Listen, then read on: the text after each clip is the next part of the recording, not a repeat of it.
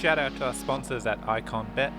Open source, decentralized gaming, no deposits, play straight from your wallet. IconBet, made by the players, for the players. Ion Icon is proudly supported by Icon Nation and the Icon community. Hey everyone, welcome back to another episode of Ion Icon, the episode where we go around the Icon ecosystem and bring you all the latest and greatest news that's happened in the week. And as always, our co-host, Iconographer. See, I'm trying to get your name right, man. I broke intro tradition. People are just, I've made too many mistakes. 66 mistakes so far, so let's try and get this right. How are you, man? I'm good. Well, as I always say, there's no actual correct terminology, just because even when I think I came up with a term, I didn't really think about what it was pronounced like. So as long as people are in the general ballpark when they say it, I think they're technically being correct. So it's like so many other words that have two correct pronunciations. Yeah. You all heard it straight from him, okay? So I haven't been saying it wrong, and I'm going back to the default Iconographer. It's just far easier for me to say it that way. Otherwise, I have to put too much thought into it. Oh, there you go. There you go. Okay. Let's get back into tradition. Markets, how are we looking, Iconographer? What's been happening? What a couple of days it's been. Yeah, well, I mean, I think kind of the theme of the last couple of months here is as I've said before, two steps forward, one step back. This week doesn't seem much different. I will say it's a little different in the fact that it was kind of more of a dramatic kind of violent thing where over the course of a couple hours, if you kind of stepped away from looking at prices and came back, it was kind of a night and day situation. Whereas in other cases, it more kind of just slows down and tapers back a little bit. Whereas in this case, it was one of those things where people got a little bit over eager on the leverage front. Things kind of over levered, and then once Bitcoin dropped a little bit, a lot of longs got liquidated, and then that caused the price to drop a little bit more. So, nothing too scary, at least at the moment. We were hovering in that low 50s range. 51. I think I can't remember if we got to 52 or not, but in that general kind of vicinity. And then as soon as we kind of fell below 50, I think that's when the dominoes started to fall a little bit. And obviously, alts took a bit of a beating as well, but a lot of them seemed to kind of rebound a little bit kind of nicely. ICX not necessarily as much as some of the other ones, like, Solana basically snapped all the way back, as well as some other ones. But Icon, I think it's still good in shape, as we've kind of mentioned. If it just goes straight up for days or weeks at a time, usually doesn't end well. So the fact we got a little more of a reset here certainly bodes well. We had a nice little climb, I think kind of over the weekend, up from, that 140s range. I think we got up to like 184 or something like that. So kind of a dramatic, quasi parabolic a few days there. So not really that surprising we would reset a little bit. But forward momentum does continue. I think we're in the low 140s at the moment, as we record this. Just hit 140. I've actually got the chart up, Iconographer. Okay. Yeah. Even BTC, we almost touched 53,000, and then, but yeah, back to ICX. Just FYI, I've been flicking through the charts as we've been talking. People probably notice all my lines. They're very old lines. I don't review these charts to see have I got these support and resistance lines and trend lines correct. Don't judge me. But overall. Definitely not financial advice. Definitely not, and do not follow my trend lines. They're just, I always just start plotting random trends to see if there's anything there, or am I just seeing stuff? So, but yeah, look, Iconographer called it. The good thing is, even from a on-chain perspective, one thing that was consistent, it was a futures kind of flush. We didn't have a large quantity of coins running to the exchange, which would signify spot, which is what then plays a part in these corrections being a bit more brutal, and they keep going further down. But that's not what transpired this time. It appears it was just strictly futures, over leveraged, and they all got flushed, and a lot of liquidations there, which overall we know is a good thing, because it resets the market, and hopefully, and I'll say this again, hopefully we start climbing, maybe even one more leg down, but we start climbing soon enough. Overall, nothing's changed from an on-chain perspective. I'm a big fan of on-chain data. I know it's it's probably a little bit delayed to what they forecast. However, uh, you know, that's the beauty of blockchain, right? And that using that data is great. Um, Well, and back in that, the bloodbath back in May, the on-chain data was. Did it say was it good or not good? Was there a lot of was there a lot of inflows? I can't remember, but I figure you might. so look, it was, they get criticized because they can't. Oh, it was looking good, but obviously, as the inflows comes in, they can only do that analysis after they've verified things. Right. And so what they did say, yes, volatility, expect volatility now for we don't know how long, but one thing they consistently called is that this isn't the top. That's what they were adamant. And the reason they were saying that was they just looked at past cycles tops and what happened on chain, and every cycle, however long, very based on the times, there may be differences. However, the top always signified certain things happening. There was this, and sorry, I can't, explain it pinpoint, but there was always a certain Yeah, yeah. behavior that happened. And this time it didn't happen. And they were all very vocal. And even they fight amongst themselves, the on chain analysis people. They're like, I'm right. But they all consistently projected the same message. To a point where after, we had the crashes down to 30K, they were consistently saying that what's happening right now is we're going to see a short squeeze. And this is when everyone was terribly bearish, right? And they were laughing at Right, them. right. And that's And exactly then what happened. we went from like that's when we went from like 32 to 39K in like a few hours or something like that, Exactly, right? because of that short Yeah. squeeze. So, it's more like over the longer term, they seem to be on par, but that interim volatility that happens, they can't predict it. Right, right. Yeah, and And I well, mean, and nobody, and really, you just remember, nobody can really predict anything. There are some people who seem to read charts a little better, seem to the on-chain data a little better. But even the sharpest people are still not right. Much more than half the time or something like that. So, as always, it's always good to collect as much information as you can and make your own determination on those things. And certainly, there are smart people out there, but nobody knows everything. And there's no perfect way to kind of predict what the market's going to do or what's going to happen or whatever else it might be. yep, yep, cool. No, look, I think that's a nice, thorough overview. Look, overall, it's a great bounce. If we can close, it's looking good. The bounce is looking good. In my books, I don't know. We've had two legs down. There was a support here and it dropped further, and now it looks like it's bouncing back. Let's hope we climb back above this trend line. I think overall, though, from Icon's perspective, we're in a good spot. DApps have launched. There's a lot of activity now. Heck, I'm still constantly, refreshing, doing to staking. I don't know what. I keep changing my strategies every hour, which isn't good. But overall, we're in a good spot. Okay, let's move it. That's markets. What do we got? Shall we jump into the news? Yep, absolutely. So this isn't the biggest thing in the world, but something I thought was kind of cool. A little while back, we talked about something being built called the Icon Web Studio, and for those who aren't developers, this might be not quite the light bulb might not necessarily go off. I encourage you to kind of at least poke around and check it out a little bit. But basically, what it is, it's set up in your browser, and if you're a developer who builds on Icon, especially if you're kind of a newer one who doesn't have kind of the infrastructure set up yet, or doesn't want to go through the setting up the infrastructure on your own kind of personal computer, you have to typically for development situations you have to download some packages and some tools and some software and some some SDKs and all that other good stuff, frameworks. And kind of get set up on your little terminal, and then you have to kind of build your own little development environment before you can really start cranking away. Whereas this kind of has it already set up on your web browser to where you can kind of start from zero and immediately begin building on Icon at a relatively basic level, at least to start out with. As far as this studio is concerned, I imagine they'll kind of add some more advanced stuff in. But if you have a chance to kind of poke around on there, you can literally click on you can generate a template for a contract to set up a new IRC2 token. It pops it up on the screen, and you can immediately go in there and start editing the variables, things like that.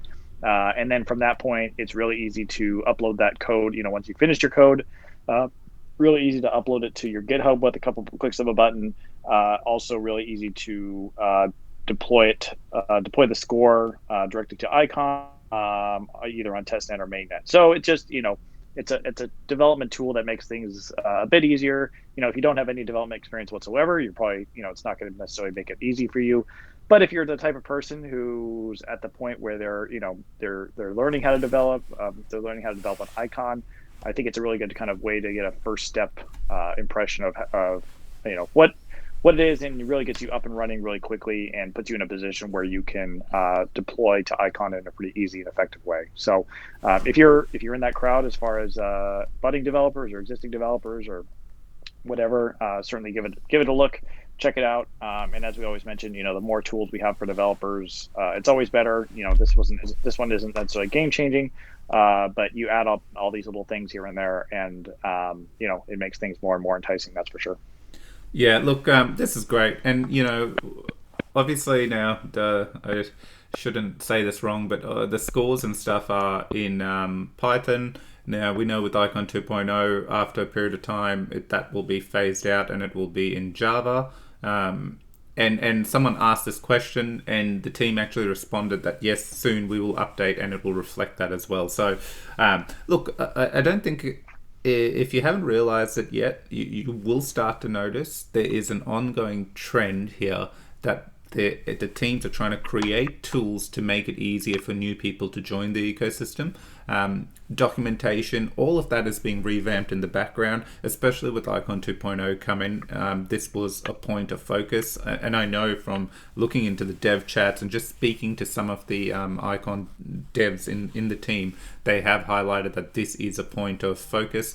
And all these tools kind of complement everything they're trying to do. So, love that we've spent time to really highlight this. I've had it on the screen, and I've got the actual, studio open. I haven't clicked on anything because after this, I don't know what to do. I know how to open the website. That's it. Lesson number 1. After that, no idea. But for anyone who does, it's great. And they already have Discord and things where you can jump in probably to chat to the team and get support. But it's a good one. Okay, what have we got next? And just a quick call. I believe that Ibris is building this, isn't it? I believe so. Yes, yeah. Cool. Okay. Let's jump on to the next topic, which we have balance. Yep. So we'll do kind of our normal update. Right now the token is around $2.12. It did get up to before the Bitcoin liquidations we were just talking about. It got up to 260. So it had some really nice momentum, especially kind of climbing alongside ICX there. But even with the dump, it didn't get hurt too bad, I don't think, especially relative to kind of prior dumps. So that was certainly good to see. Had a nice little bounce back. I think it was up to 220-ish or so. So obviously trailed back a little bit, but that's where it is right now, 212. There is a little under $2 million in the Dow fund. Hey, 1 point. Icongrapher, sorry, don't mean to cut you off. Where did you see that information with the Dow fund? It is on our notes. Oh yeah. No, I mean, where did you find that? I know our show notes. We don't remember all of this offhand. Yeah. Where'd you get the figure? Is it somewhere published on the site or something? Yes, it is. It's on the balanced stats page. So you can, if you haven't gone there, be sure to check it out. I think the Dow numbers are, I think they're at the bottom left corner. So I can't remember if they've always been there or not. But certainly, if you're curious on some of these numbers that we're reading right now, they update, pretty much live. I think block by block, and that includes prices, all that other good stuff. Is this the Brian stats page that he created, or this is another stat page? I'm not aware of this. This is news to me. No, it's the balanced. If you go, it's stats.balanced.network. Okay. Back to the update. Sorry, Icongrapher, to cut you off there, but news to me. So yeah. No, it's the Dow. I don't know if the Dow fund numbers are always there, but they are as of recently. There are also 2,880 stakers, so basically Balance token holders, and there was 5.2 million balanced tokens staked. and we're on to the daily distribution at 68,320 Ballon per day. So for those who don't recall, we started at 100,000 per day, so we're about one third reduction from that amount. So it's already becoming not deflationary but disinflationary, that's for sure. I can't remember off the top of my head when we hit single digits. I think in a year or two after, in terms of percentage deflation. But nonetheless, that daily distribution is taking a bit of a hit each and every day. And like I said, we're already down from 100 to 68,000. So just a little bit of an update there. Obviously, some encouraging numbers. Should note, as far as the Dow Fund is concerned, that the balanced improvement proposal number 5 did pass. For those, we did talk about it once or twice on this podcast. Basically, it's make some adjustments to some of the distributions geared toward increasing what the Dow Fund brings in. And so this is partly because it creates a more sustainable operating business model over time, just to have more resources available for growing the platform, reserves in case there's an issue or an emergency or something like that. And at the end of the day, if this ends up bringing more funds that are necessary, ultimately, there's nothing to stop it from, stop the Ballon token holders from voting to distribute a portion of the DAO to either token holders or to LPs or to some other way where they feel like it might be a productive use of funds. So just something to consider. And I think the biggest, well, I won't say the biggest, but certainly an impact that people have noticed as a result of this is that the rewards for loans have gone down. I believe they've been cut in half essentially. So if you've taken out a loan and you woke up and you saw that your projected rewards were super low, or at least relatively lower, that's the reason. So it's not that something broke or something, that was by design. And I've noticed some people kind of saying they're unhappy with this. I think partly because they're getting less rewards, but also they feel that incentivizing the borrowing is important. I think borrowing is a helpful thing to have. But I think at the end of the day, there's enough incentive for it to begin with, just because people can basically take out a zero interest loan and utilize it for other things. So being able to borrow in itself is its own incentive. You don't really typically need to add extra incentives on top of it. I think it was nice when the platform started to kind of get people motivated to do it and try it out and check it out. But at this point in time, it's not a core feature, I would say. I think the exchanges and things like that are going to be driving most of the revenue and activity and things like that over the future of Balanced. So it's more important to incentivize those more so than borrowing. So that's just my opinion. Obviously people disagree, potentially see it a different manner. But that's the current state of things. And so if you did see your rewards go down, that would be why. But at the end of the day, we are going to have a more flush balanced DAO fund, which can be utilized to help really grow the business. And if you're a long-term token holder, that's what you like to hear is that things are going to be used productively to help grow the platform, both from a potentially a user base standpoint, but also from a capability standpoint, and ideally revenue generating standpoint. Yeah. Look, honestly, this I was all for this. I voted yes. I personally wasn't for losing a lot of the loan rewards. I think the other way, Icongrapher. But that said, after the change, I mean, a loan was giving 65% yield. At the moment, a loan is giving 30%. That's pretty good in my book still. Like, especially considering it's, in traditional finance, if you took out a loan, sometimes you'd have to pay that 30% if it was an aggressive short-term loan or something like that. So yeah. For some relative perspective, and I don't know how many even DeFi protocols are paying you that much to actually borrow. So this is what I was going to call out. So Anchor, let's say, that actually pays to borrow, is also it's probably around 40%. However, when you're borrowing, you're paying 20% interest on. So you're kind of getting 20% yield, or the lowest it's been around 11% if it offsets the borrowing. So this is what I was trying to get at is, I get it. I felt that way as well. While I voted yes because I feel very strongly that the DAO fund needs more funding, it needs to have a really good buffer in there. I wasn't for stripping for rewards from the loans, because ultimately it's different over here. We need BNUSD to be minted, right? It needs to get minted, because that's the foundation of then everything will be built off that stablecoin, because it is the only decentralized stablecoin on Icon. We have many stablecoins, but the one true decentralized stablecoin is BNUSD on Icon. So keeping that in mind, though the changes aren't that bad, you're still getting 30%. And remember, you're paying a 1 point something percent one-time fee on your loan. So even that, you minus it over, depending how long you keep the loan. But assuming you keep the loan for a year, well, then your 29% is good. Let's pause for a moment and just appreciate that. It's not a bad thing.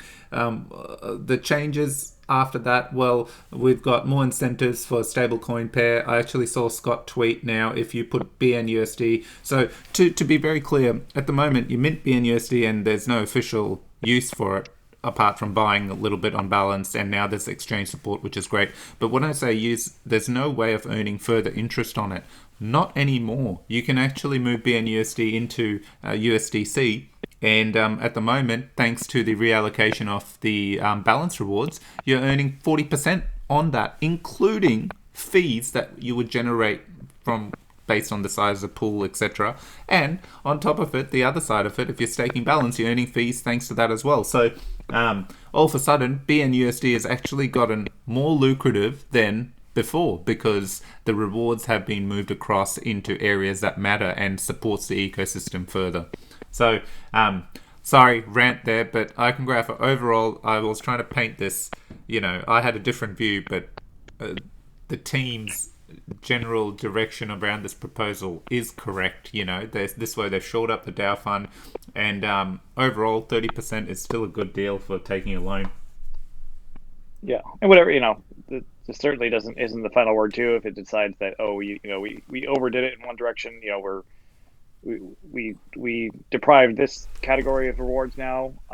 They can always reevaluate, and someone can come back in the future and make a proposal saying, actually, we overcorrected here. We should redirect some funds in this direction and have a secondary, an additional vote.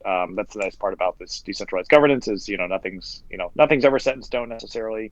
And if there's a need to fix something or adjust something, the community can always step up and rally to do that. Yep, I agree. So looking at Ohm now, we are at about $1.62 as of when this was written down. Probably a little fluctuating by now. Also, depending on whether it's IUSDC or USDS, that can the peg has gotten much closer than it was at this time last week, to where they trade pretty similar. Sometimes they deviate, 4 to 5 cents or something like that. But the arbitrage traders are doing a pretty good job of keeping those mostly in line. We're still at 300,000 Ohm distribution daily. Now, remember, that's just to kind of the public at large. There's actually 1 million that are minted, but a good chunk go to the team and the DAO fund as well. So just something to keep in mind. There are 200 million Ohm tokens that have been staked, and also, and as a additional note, so we're in, and I guess as far as the APYs are concerned on the various pools, with the OMM pools, we're still above I think the lowest is 1,200 for the Ohm SICX pool. And then we're at 1,400 and 1,300 for the USDS and IUSDC pools as well. So yield certainly not as high as they were on launch, nor a couple of days later, and they've been kind of gradually going down, but still relatively healthy and producing a good amount of yield there if you are providing as a LP. And there's another little data point, Metrics, which is the app built by DevShack, which includes Rhizome team member Andrew Burns. It now includes data showing how much you have in the Ohm pools. So just something to kind of keep an eye on. Obviously, as people make trades in and out, that number fluctuates. So it just lets you kind of keep an eye on things from a distance from your phone, just to make sure that your LP stake is still kind of within the range of where you'd like to see it, and that things haven't changed dramatically. So that was a very quick update to the app, and certainly a nice feature that got added.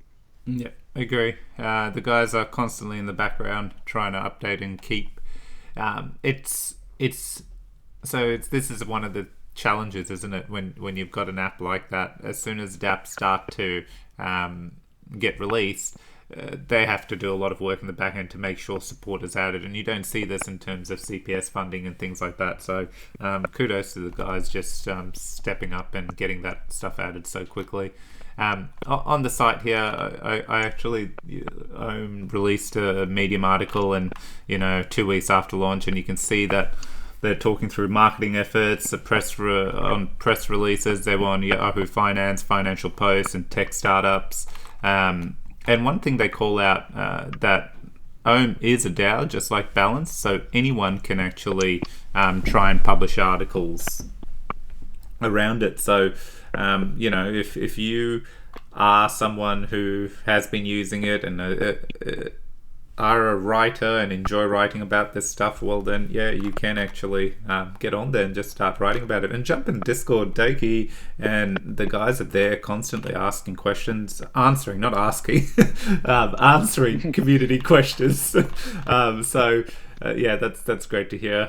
There's also, they talk through the airdrops and the airdrop page. This is a good stat: 72,000 times it's been visited. Of course, why wouldn't people want to get free money?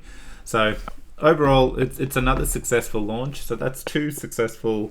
Well, actually more. We've got Craft. All the dApps have had a very successful launch on Icon, which is great to see. So it's taken time, but they've gotten it right out of the gates. Okay, what do we got next? Pivoting a little bit. Just want to kind of give a bit more perspective on kind of what Icon's DeFi teams have been able to accomplish within just a few months here. Dating back to April with the launch of Balanced. There's a couple tweets here to highlight. I assume Fez has them up on the screen. One is from TJ with the Icon Foundation, also known as Shikamaru. Basically showing, a comparison of multiple blockchains as far as the total value locked is concerned. There's a little graph here. Obviously you have some pretty big players there. Ethereum being the biggest at 129 billion. But Icon does appear on that list. I would say probably top. Would that be certainly top 20, maybe top 15? It's as of this piece of art being created. It's 163 million of value locked. That does not include Ohm, though. So you have to factor in that we have somewhere in, I think, the 200 million range for total value locked for Ohm. So instead of being at 163, we're closer to probably 363.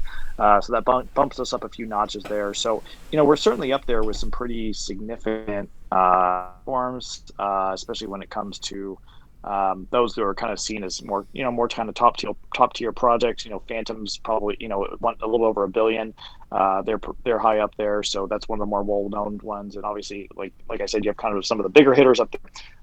But that's with only essentially 2 DeFi products launched thus far. We obviously know there are more in the pipeline. And then so obviously switching over to the other tweet by Ricky Dodds. This is basically a comparison of market cap ratio to total value locked. So you can see at the bottom there how many projects there are. Obviously, Ethereum has as the biggest dog around, has about more than 200. Solana has 16. Binance Smart Chain has 78, and Icon at only 2. And so this is basically a ratio of how big is how many multiples is the market cap relative to the total value locked. So one way to look at this is Icon relative to these others is undervalued. If you assume there should be a correlation between total value locked and the market cap, in this case, let's say Solana is essentially 10x market cap relative to its total value locked. Icon is only 3x. So if Icon held that same ratio as Solana, our market cap should be a little more than 3x what it is now. Which would basically put us pretty close to $5. So just something to consider. Obviously, this assumes the market is hyper rational and prices are totally dictated by total value locked. But I do think there is some correlation there. So and this is a number that's only going to continue to go up for Icon.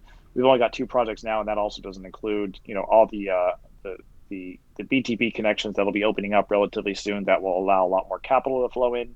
and for people to start utilizing balance and these other protocols and things like that. So, a very well put together graph certainly paints an encouraging picture, and it always is nice to see us kind of next to some of the bigger, more tier projects, and being compared in that manner. Obviously, we're a bit lower on the list, but the way to look at that is that we're undervalued relative to these, and that we have a lot of room to grow, especially with the BTP on the way. Hey, what's the second? I don't know if I've got it on the screen. This symbol doesn't look familiar to me. It's Icon, Random, then Ethereum, and the few others. The second one is Phantom. Phantom. Okay. Oh, geez, look. Yeah.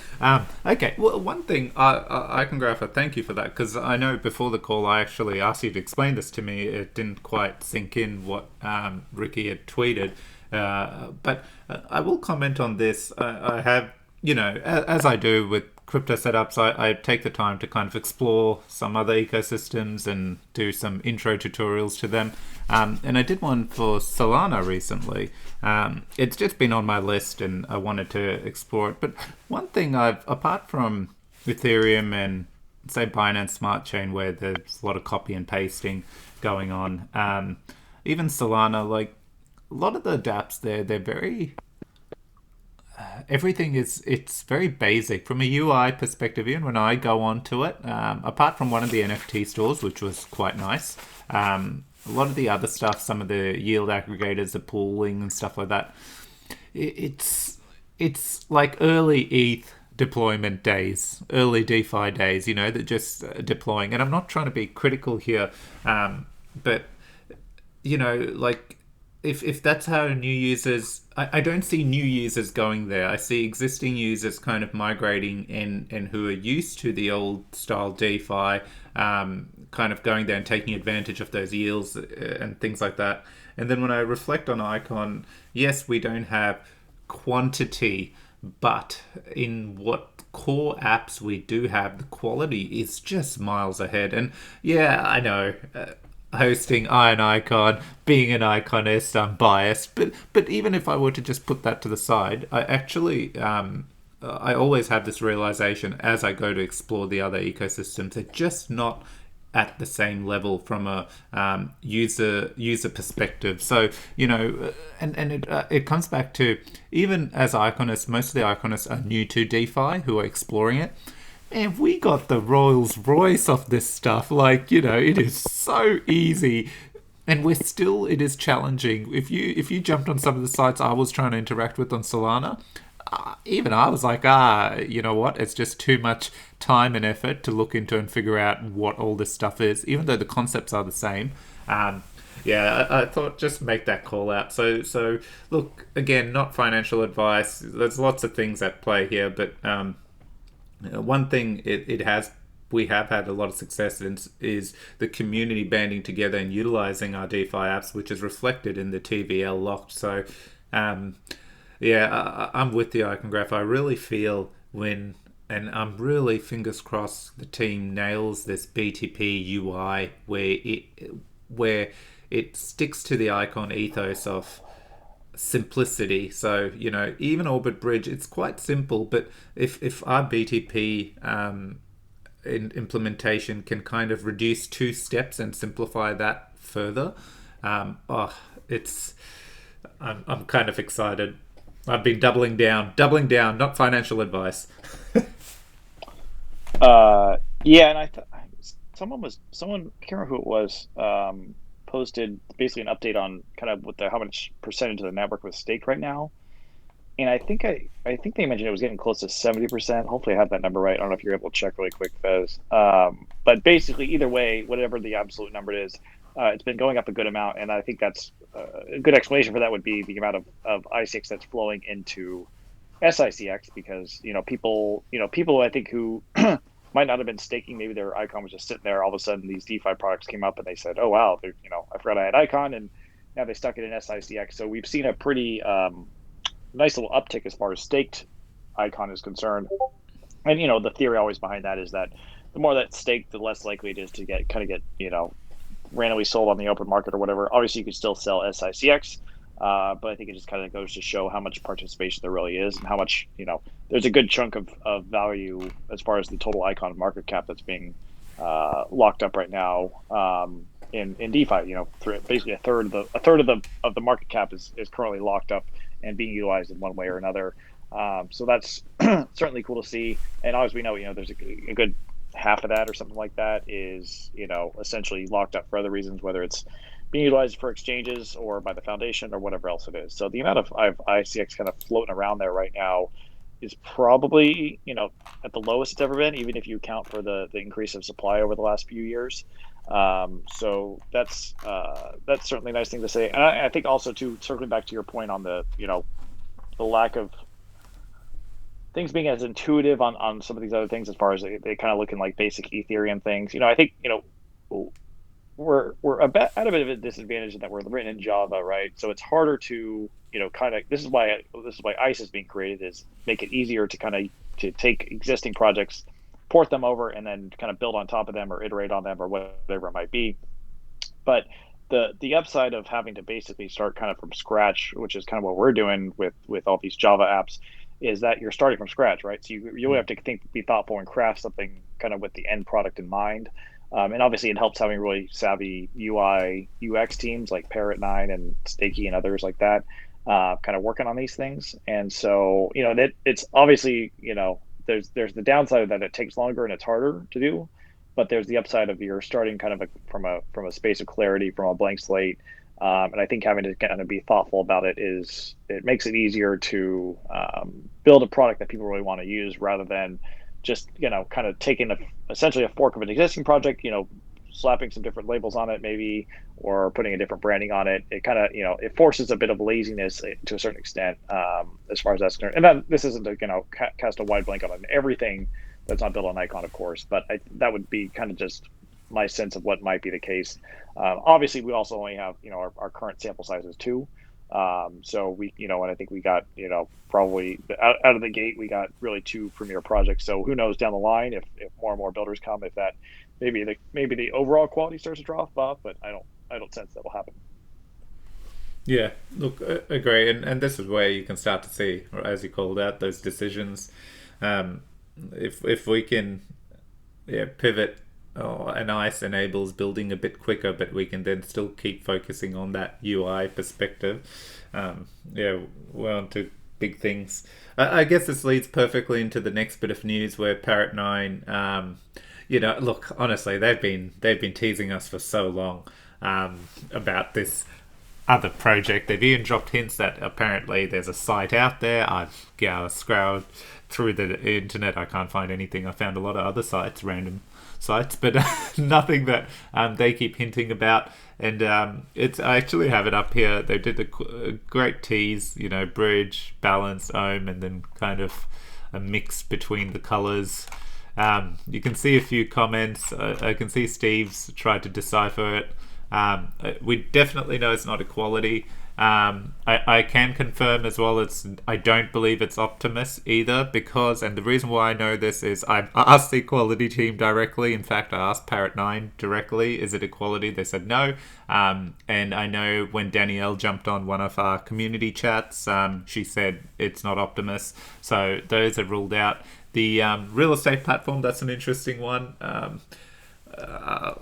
I'd love it to be that, but given there's just been nothing apart from tokenized real estate coming from our 2 top people, I strike that out personally. But I did. I love to see the comments, and I actually got in there. And confession time. I said I figured it out, and then a few people asked me what is it, and I haven't commented. The truth of the matter is I haven't figured it out. I was baiting Parrot 9 to, kind of start quizzing me on Twitter, and by default I get them to reveal it. Obviously the plan has failed miserably, so fail, and I have no idea what it is. But one thing to call out, so we've got this project. Even IconDAO have hinted a couple of projects they haven't revealed yet, on top of Optimus, that is going to be released soon, and we'll be having them on the show soon. However, so as Iconographer, you were saying, we've got 2 DeFi apps, yes. However, there is a few in the works that and a couple that just haven't been released or have a name or anything yet. Yeah, and I think Ibra has mentioned they have a couple unannounced things too. I don't know if we don't know if these are all DeFi, but certainly, these are teams that have been building kind of pretty big projects. So, Yeah. it'd be certainly excited to see what they have in store. Definitely. And one thing, sorry, one call out to Nblaze. I've actually got on screen. You can see he's edited the picture and put epics in there as a fourth project. Love it. That was genius.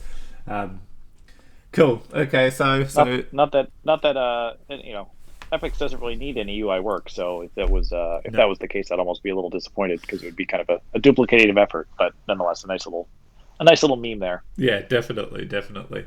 Overall, still no idea what it is, and they won't reveal. So we're doing something wrong. That's okay. We'll get there. Next up, we have Supernode Racing. So the team have shared some more screens around the car, the Icon car, which is cool. So that's all. It was basically a tease. But there's work being done on that. Don't forget, this has been CPS funded, so excited to see this come to fruition. Look, at the end of the day, this is one of the dApps that's going to launch on ICE, so I think the team will are very dependent on when ICE gets released.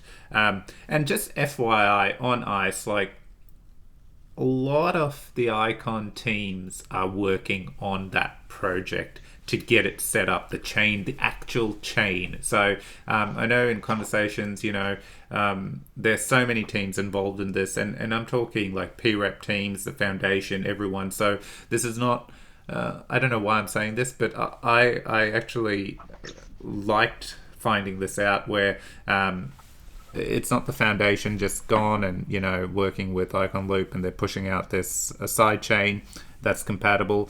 Part of that entire build and design and everything they have got are core builders who've built quite a lot in the Icon ecosystem involved in these pieces, helping push this through, which is great because that's what you want. I always refer to it like I haven't been a gamer as much, but in the past I used to get super excited for every new generation. And every new generation, what in theory made or broke it was ensuring they made those dev kits via the studios that built the games, making sure they got feedback from all these studios. Is these dev kits, does everything work? How's the compatibility? Is it to make it easier for you to build your games on in our ecosystem? And that was that's what led to the success out of the gates for these consoles. So I kind of refer to that if that's what's happening here, that is fantastic, because if we have our key builders involved in the process,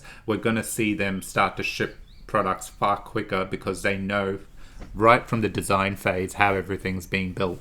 Anyway, bit of a side note. So Supernode, it's kind of intertwined into that because we know it's coming out on ICE, not on the Icon chain, and that will be dependent on when ICE launches. So stay tuned. Great to see some progress coming up with that. Iconographer, what have we got next? Just a quick note kind of from the Iconist. They are just kind of giving a heads up that they'll be wanting to give a bit more highlight some of what various community members are doing, just to kind of show, hey, to people, in the Icon community, hey, these are people who are stepping up and doing good work, and also that they should, be followed and listened to and things like that. So a nice little kind of campaign, I guess you could say, by the Iconist, and they're seeking solicitations, recommendations, suggestions as far as what type of community members should be featured. I think we did get tagged in one or two, at least that I saw, hopefully more. We've also kind of quasi been featured before because we did a print version of a Ion Icon episode a month or two ago. Yep. So we already feel appreciated by them and got our little highlight. But if there are other people in the community that you feel deserve some recognition and some publicity, be sure to comment on that tweet thread, just saying, hey, we think, or I think so-and-so is doing a good job, or this person's stepping up, or whatever it might be. So just kind of wanted to highlight that, put that on your radar. Yeah, it's a good one, and everyone's getting called out. We've got Arush, Steven, we've got the guys who've just Patrick, Jabba, they're consistently, calling things out. But one other great iconist that's recently just dropping knowledge left, right, and center, and I like to, if you aren't, you should be following him. It's realdave.eth. He's been doing fantastic threads on everything. It was great for him to break down the way the inflation components, the tokens for Icon works. I think the old documentation, I was never really able to understand exactly how it goes deflationary and stuff, and he created this thread, and it's so simple and easy to follow, and it made sense. He's done one on IL. He's basically created threads on everything going on in the Icon ecosystem. So if some of this crypto stuff is hard to follow, especially when it comes to tokenomics and impermanent loss and just things like that, follow him. He's regularly breaking this stuff down. Huge. In fact, Iconographer will probably have to get him on the show and just do a breakdown session of random stuff as well. It would be cool because it's great work he's been putting in, and it's deciphering a lot of content. We release or the foundation release. He kind of looks at it and then breaks it up into threads, which is fantastic. But many other community members. Sorry, I just feel so he's new recently on the scene, so if you aren't following him, definitely follow, because you get a ton of insights. Obviously, don't forget about Donnie as well. I can see there was some comments, but he's a man who puts everything together for us to bring the news to all Iconists, so huge shout out there. Always shouting it out. Okay, next up, Hana. Okay, so look, I didn't actually load this up, so sorry, but I basically was talking about, as I mentioned before with Solana, I was exploring Solana. One of the other chains I thought, look, let me get my head across, was Polkadot, right? And I went exploring and I installed, my first default to explore a new chain is, well, what Web3 wallet extension can I use so that I can interact with the dApps, because that's what it's about. Otherwise, I would just use Exodus or one of those other wallets to just store my coins and, Ledger, etc. I want to interact with dApps. I want to use via a web extension. And honestly, Iconographer, it was just bad. Just, setting up the wallet. One of the first things it tells you, do you want to pick and some of the different dot chains you can pick, or you can create one for any of the chains. So that's what I defaulted to. However, you can't actually do anything else in the wallet. You have to connect to a website, and when you go to that website, it defaults into another setting that it just keeps trying to create a wallet for you. And you have to change something there so that it realizes that no, you've got a wallet created, and connect to the extension, and then it displays the tokens you have. And honestly, I watched 5 tutorials before I figured that out, and someone who's probably listening there may have not encountered this and think, oh, this Fez doesn't know what he's doing. But that was my experience, and I thought, wow, this is so far behind the game. But you're someone who's probably used more wallets than anyone else in the community, or at least certainly high up there. So you certainly have experience doing it, just because you've been, you've been doing educational videos for other blockchains and things like that. So, I mean, I think if, not to say it's impossible, obviously, but for someone who's pretty familiar with these things, if it's frustrating for you, then it's got to be frustrating for other people too. Yeah, exactly. And this is just it. Look, it just shows, like, again, we know the dot ecosystem is fantastic, and the brainchild Gavin, who actually headed up Ethereum, he built, I don't know if you've read the book that got published, the name escapes me, but just recently it got published, and one of the stories, it captures Ethereum's history, right? And the story goes... is it into the ether? That's right, into the ether. Yeah. Brilliant. And, you hear the story of how it came about from an idea to where then Gavin came in, and literally before the big conference in one weekend, he built this prototype of a functioning aspect of Ethereum that they were going to bring to, and he built it. He literally sat there hacking away and built it. So he was really the brains. And post that, obviously, then a lot of people were involved and they all worked together. And it's quite a story of how they were held up in Switzerland, I believe, and all in a house just for 9 months grinding away. But Gavin was the brainchild who created this based on Vitalik's, overall paper that he created. So he's gone and created Dot from his learnings of some of the constraints with Ethereum.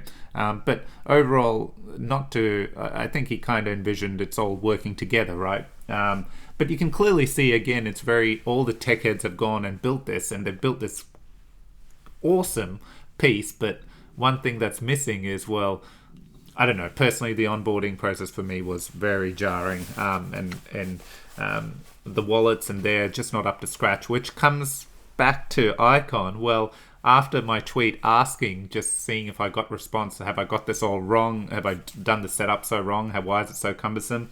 TJ just chimes in and goes, well, Hana is going to be compatible sooner or later with the Polkadot ecosystem. So that idea of using the extension and site will go out the window, because we know Hana is a great wallet and everything's built into it. So once that can start interacting.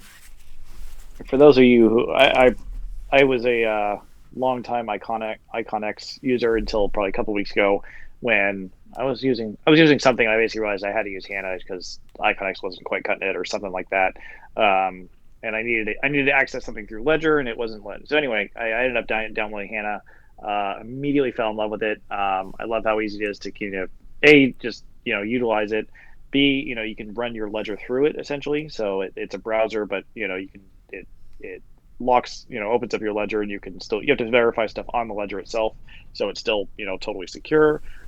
Super easy to hop back. It comes with Icon and Ethereum as kind of the two wallets that started out with.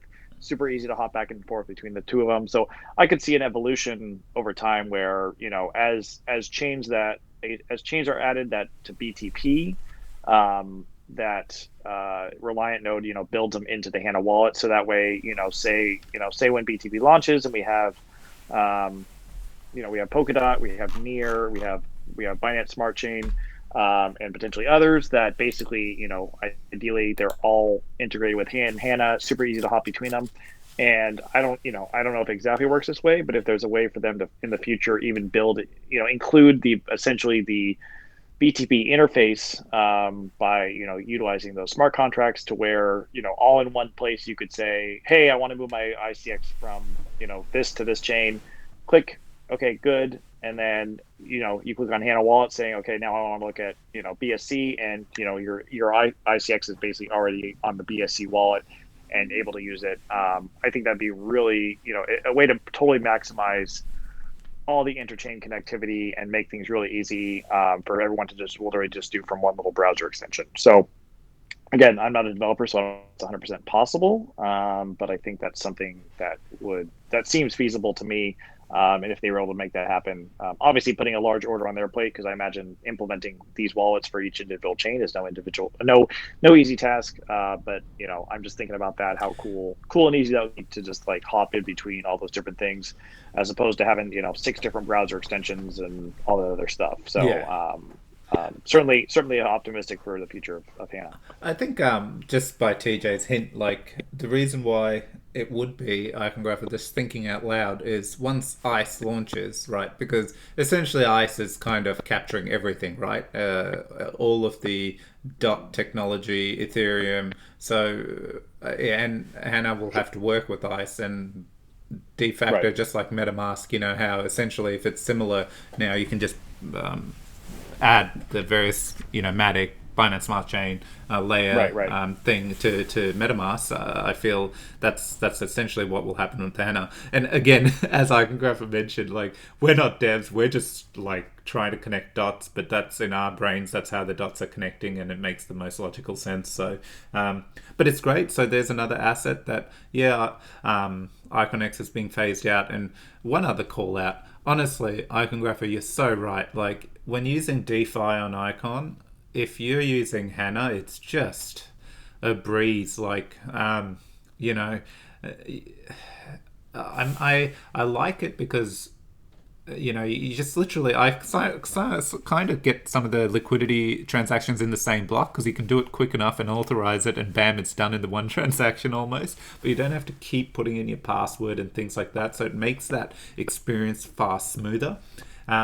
That said, one of the things I have given the team feedback is I want there to be a locking, especially for the extension. When you unlock it, it remains unlocked. I've asked the team, can a timer be put on the wallet so it actually locks after a little while? Because I'm notorious for just leaving my computer and running off, I mean, I don't expect anything to happen at home, but Yeah, because MetaMask, like I think after a day or two of not using it, you have to like re-enter your password or something like that. Yeah, it locks. Is that kind of like you think of that? Yeah, exactly. That's all. So after no activity for say 10 minutes, then just lock the wallet, and then you have to unlock it before you start up again, and that's great. Like it's a simple thing, I'm sure, but I've gone to them to add it. But overall, it's so good. Like especially when you're doing adding liquidity or for balance, and just constantly if you have to go between the DApps, it just makes the entire experience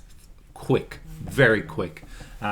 So yeah, very excited. It's a great wallet. Definitely, it'll be good to have Craft, those final and Project Nebula. I think there's a couple of integrations missing on certain aspects. It'll be great to get that off, and the team updates when that's happened. So really can abandon Iconist and just stick to Hana.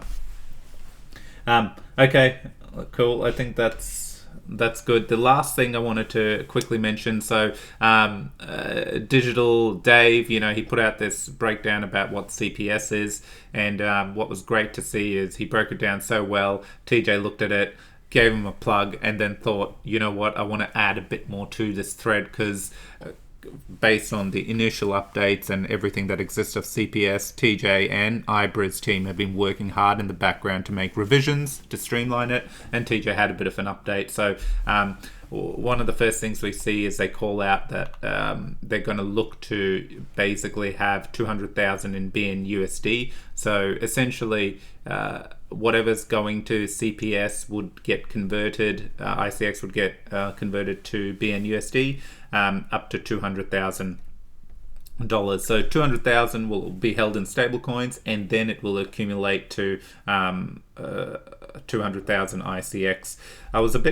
I thought this fund was with Icon 2.0 went up to $1 million, but anyway, I'm not gonna get caught up with that. That whatever the CPS total fund is up to a vote via the PREP. So even if it is 200,000 and we deem it not enough to have in the treasury, we want more before the burning happens, the PREPs can vote to have that change. So in the bigger scheme of things, but this is great. And one of the big call outs is, as you probably heard me constantly harp on, it's not good that we have all our treasuries with our native tokens, because you saw we were at $1.80 and it went to $1.20 in the space of 5 hours. Like that's almost half the value of the treasury wiped out, and we don't want to be in that situation. So they're remedying that with the stable coin, which is fantastic.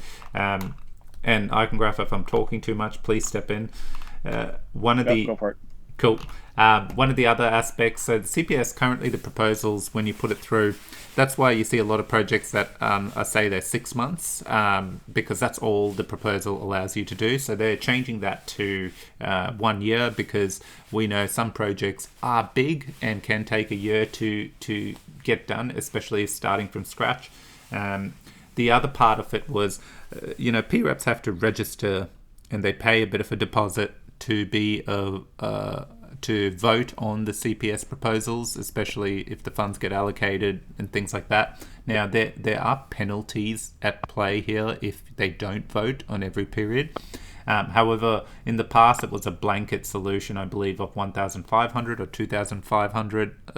So what we saw was a lot of the PREPs a little lower out of the top 22. They weren't registering or taking part because what their node makes versus the penalty of actually not voting, there was a huge discrepancy there, and it wasn't worth the risk. So they're making changes to that and making it a tiered approach based on your votage, so that even the lower PREPs that don't have can actually partake in what they believe the funds where it can get distributed, and that's a good thing overall. So it's great to see that improvement come through.